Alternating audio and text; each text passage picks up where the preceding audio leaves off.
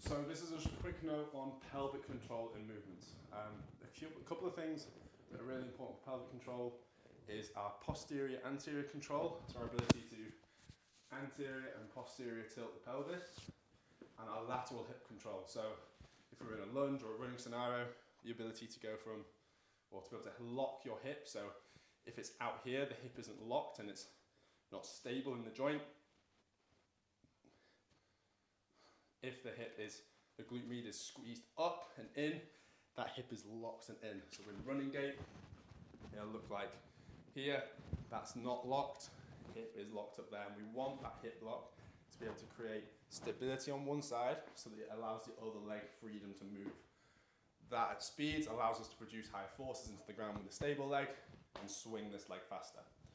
Okay, so in terms of cueing it, when we're doing movements, so if we take a split squat as an example, if we look like we're here and anterior tilting forwards, we might bias and lean forwards because we haven't got that pelvic control. So we're there, as we cueing, we tuck and drop straight down. We'll feel a bit more stretch down the front of this hip because I'm stretching the front of the hip with that posterior tilt. Okay, that tucking the bum under from there to there. Okay, same idea with RDLs or deadlifts or raises. If I was doing an RDL, I could do an RDL on those anterior tilt and lean. You might feel a bit of tension in hamstrings. It's actually coming from that tilt.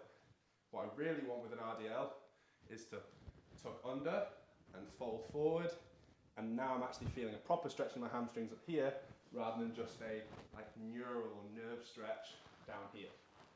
Okay? With lateral hip control, if I was doing a split squat, if I'm doing some split squats or lunges, and every single one I'm sitting down, like you see that hip drifting out to the side, maybe even a lean sat to the other side to compensate, or if you're holding dumbbells it might exaggerate it. I want to be hip up there, and I'm sitting down into that, so sitting down here, but also into this hip as well. And you should feel a bit more of this glute working on this side as I come up and down.